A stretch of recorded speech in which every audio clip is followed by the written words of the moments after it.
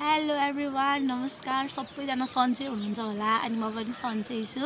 धेरै समय पछाडि चाहिँ म फेरि पनि आइसकेँ मेरो युट्युब च्यानलमा। अनि धेरै समय भइसकेको थियो कि मैले भ्लगिङ नगरेको, अनि म अलि बिजी पनि थिएँ। अनि फेरि फोन पनि कस्तो, मेरो फोन पनि अलिक पुरानो भइसकेको थियो नि त। अनि मलाई झ्याउ लाग्थ्यो भ्लगिङ गर्न पनि, मैले भ्लगिङ गर्न छोडेको थिएँ कि। अनि तर अहिले मलाई यस्तो रियलाइज भयो, जे भयो नि क्यामेरा त राम्रो छ मेरो फोनको, अनि क्यामेरा भन्दा पनि राम्रो चाहिँ मेरो मन छ। बाइ द वे, अब चाहिँ म रेगुलर भ्लगिङ गर्छु भन्ने सोचिरहेको छु। अनि अब मिलेछ भने चाहिँ दिनदिनै गर्छु, मिलेन भने हप्तामा चाहिँ एकचोटि भए पनि भ्लगिङ गरेर चाहिँ अनि हाल्छु।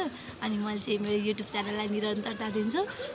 सबैजनाले मलाई साथ सहयोग गरिदिनु होला। मेरो च्यानललाई लाइक, सेयर, सब्सक्राइब अनि कमेन्ट पनि गरिदिनु होला।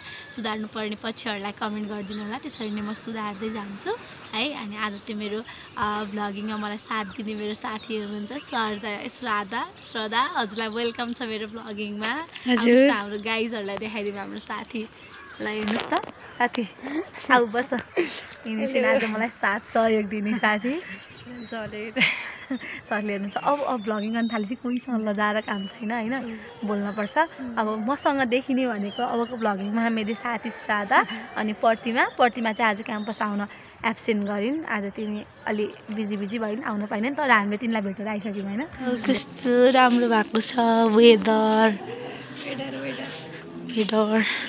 अनि यो मौसमभन्दा सुन्दर छिन् हाम्री मित्री। कति संस्कारी छिन्, अनुशासित छिन्।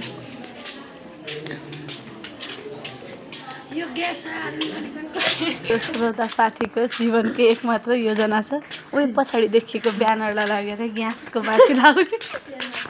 शाबास बेटा। फुल हौ भन चुडाइ चुडाल्दैन, मलाई मन पर्दैन।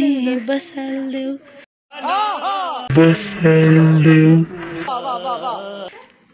धन्यवाद।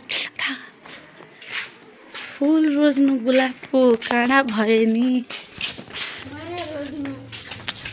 मनको टाढा भए नि।